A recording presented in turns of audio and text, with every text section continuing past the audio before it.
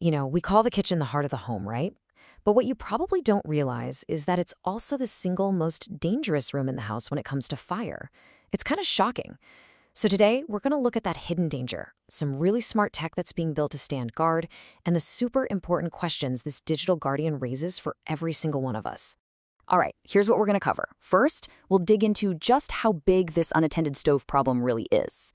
Then, we'll check out some of the high-tech gadgets you can actually buy to fix it, and a really cool prototype built by students. After that, we're diving into the tricky ethics of it all, and finally, we'll get to that big central debate, safety versus our own freedom. So, first things first, let's really get a handle on the risk we're talking about here, because I'm guessing it's a lot bigger than you think. Okay, just look at this data from the National Fire Protection Association. It's pretty eye-opening. When you look at where house fires start, the kitchen is number one. And it's not even close. A whopping 43% of all home fires start right there. And if we zoom in even closer, what's the actual culprit? Well, get this. Almost half, 47% of all home fires start with our cooking equipment. It's not the boiler in the basement, it's the stove and the oven we use literally every day. But here's the part that really got me. When you ask why this happens, the number one reason responsible for over a third of these fires isn't faulty wiring or some kind of accident. Nope, it's just unattended equipment. Someone simply walked away and forgot the stove was on. And, that risk gets so much more serious for older adults. A simple moment of forgetfulness, something that could happen to any of us, can turn making lunch into a genuine, life-threatening disaster. So what we have here is a very human problem, right? It's about memory, it's about distraction, and that is a problem that technology is actually perfectly suited to help us solve. So let's see what's out there. This need has created a whole new industry, sometimes called AgeTech. And companies have come up with some really clever devices to be that safety net. You've got things like the iGuardStove, which uses motion sensors, the WallFlower, which is basically a smart plug, and FireAvert, which has a pretty wild way of working.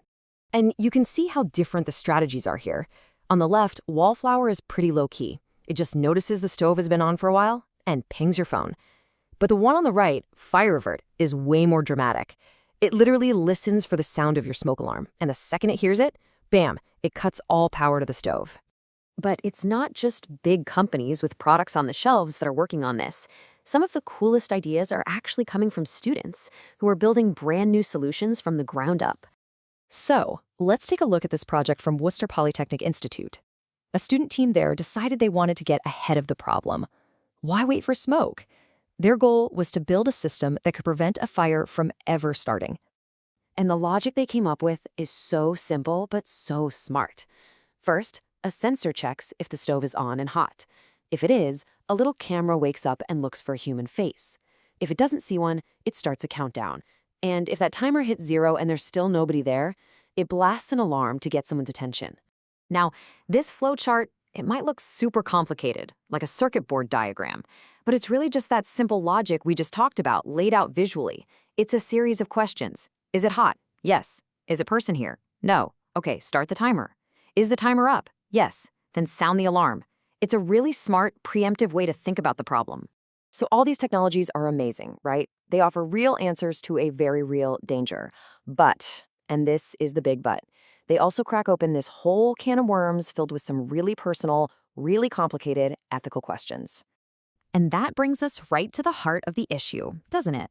It's this ethical tightrope we have to walk when we use technology to watch over the people we love.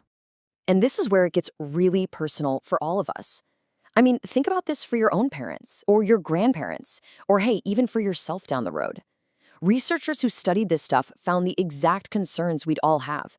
We're talking about huge things like privacy, making sure someone actually agrees to be monitored, and protecting their sense of autonomy, their feeling of being in control of their own life. So here's the absolute key.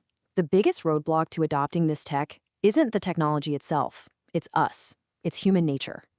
The researchers found that the feeling of being watched or just having some clunky, intrusive gadget in your own home were the main reasons people would say no thanks, even if it could keep them safe. So where does that leave us? Well, it all boils down to this fundamental tug of war between two things we all want, the need to be safe and the need to be independent. And this slide just lays out that dilemma perfectly. On the one hand, the promise of this tech is massive. It can absolutely improve quality of life, keep people physically safe, and help them live independently in their own homes for longer. But the peril, the downside, is just as real. You've got risks to privacy, a potential loss of independence, and maybe worst of all, the risk of replacing a human visit with a digital alert. And that really brings us to the main takeaway here. The answer isn't just about buying the right gadget. It's about having the right conversations. It's about families sitting down and talking, really talking about their needs, their fears, and their boundaries. The technology is just a tool. The real solution, that's human. Ultimately, all of this forces us to confront a really profound question, one that's only going to get more important. As our homes get smarter and our ability to monitor each other grows, how do we build a future that uses this power to protect us without accidentally building a cage? That's the balance we're all going to have to figure out together.